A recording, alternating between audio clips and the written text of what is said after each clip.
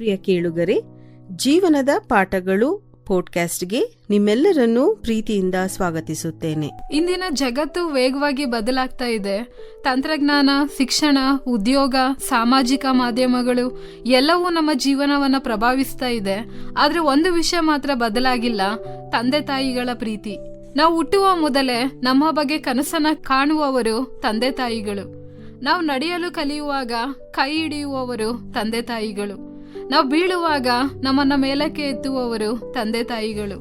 ಆದ್ದರಿಂದ ದೇವರು 10 ಆಜ್ಞೆಗಳಲ್ಲಿ ಒಂದು ಆಜ್ಞೆ ತಂದೆ ತಾಯಿಗಳನ್ನ ಗೌರವಿಸೋದಕ್ಕೆ ಕೊಟ್ಟಿದ್ದಾನೆ.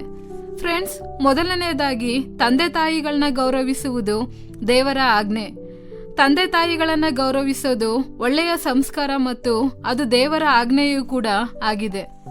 ಗೌರವಿಸೋದು ಅಂತ ಹೇಳಿದ್ರೆ ವಿಧೇಯರಾಗಿರುವುದು, ಕೃತಜ್ಞತೆ ತೋರಿಸೋದು, ಅವರೊಟ್ಟಿಗೆ ಪ್ರೀತಿಯಿಂದ ಮಾತನಾಡುವುದು ಮತ್ತು ಅವರ ಅಗತ್ಯಗಳನ್ನ ಗಮನಿಸುವಂಥದ್ದು.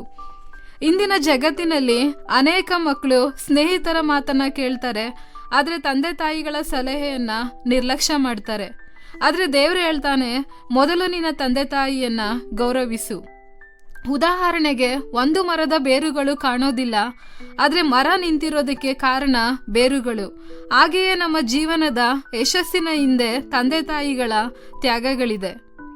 ಎರಡನೆಯದಾಗಿ, ಗೌರವಿಸೋದು ಅಂತ ಹೇಳಿದ್ರೆ ಎಲ್ಲ ವಿಷಯದಲ್ಲಿ ಒಪ್ಪಿಕೊಳ್ಳೋದಲ್ಲ. ಕೆಲವೊಮ್ಮೆ ಅಭಿಪ್ರಾಯಗಳು ಭಿನ್ನವಾಗಿರಬಹುದು.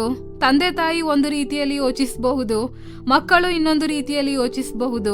ಆದರೆ ಭಿನ್ನಾಭಿಪ್ರಾಯ ಇದ್ರೂ ಗೌರವ ಕಳೆದುಕೊಳ್ಬಾರ್ದು. ನೆನ್ಪಿಡಿ, ಅಸಮ್ಮತಿ ಇರಬಹುದು, ಆದರೆ ಅವರಿಗೆ ಅವಮಾನ ಮಾಡಬಾರ್ದು. ಫ್ರೆಂಡ್ಸ್, ಇಂದು ಅನೇಕ ಸಂಬಂಧಗಳು ಮಾತಿನ ಗಾಯಗಳಿಂದ ಮುರಿದು ಹೋಗ್ತವೆ. ಹಾಗಾಗಿ ತಂದೆ ತಾಯಿ ಒಟ್ಟಿಗೆ ವಿನಯದಿಂದ ಮಾತನಾಡೋದಕ್ಕೆ ನಾವು ಕಲಿಬೇಕು. ಮೂರನೇದಾಗಿ, ವಯಸ್ಸಾದಂಥ ತಂದೆ ತಾಯಿಗಳನ್ನ ಮರೆಯಬೇಡಿ. ಇಂದು ಅನೇಕರು ಉದ್ಯೋಗಕ್ಕಾಗಿ ದೂರದ ಊರುಗಳಿಗೆ ಹೋಗ್ತಾರೆ.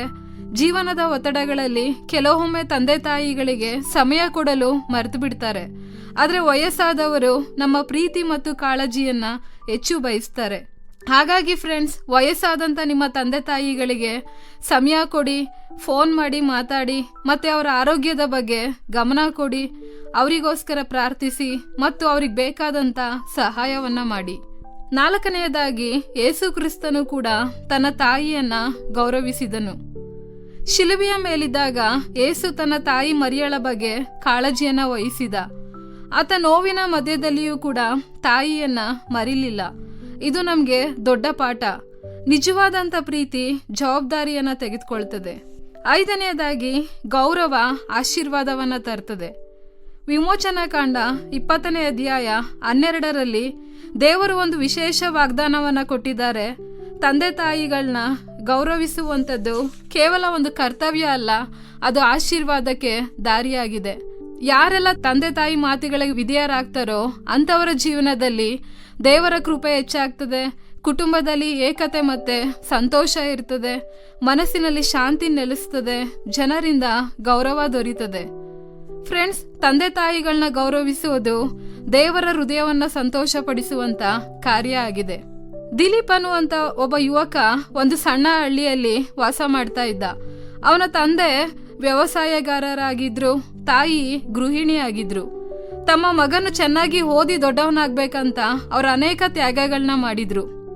ಕಾಲ ಕಳೆದಂತೆ ದಿಲೀಪ್ ನಗರದ ದೊಡ್ಡ ಕಂಪನಿಯಲ್ಲಿ ಉತ್ತಮ ಉದ್ಯೋಗವನ್ನ ಪಡೆದುಕೊಳ್ತಾನೆ.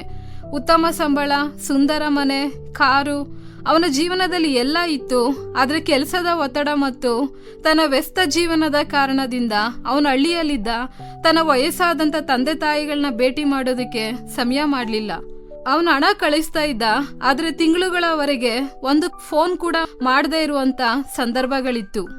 ಒಂದಿನ ಅವನಿಗೆ ತಾಯಿಯ ಆರೋಗ್ಯ ತುಂಬಾ ಹದಗೆಟ್ಟಿದೆ ಅಂತ ಒಂದು ಸುದ್ದಿ ಬರ್ತದೆ. ಆತಂಕದಿಂದ ದಿಲೀಪ್ ತಕ್ಷಣ ಆಸ್ಪತ್ರೆಗೆ ಬರ್ತಾನೆ.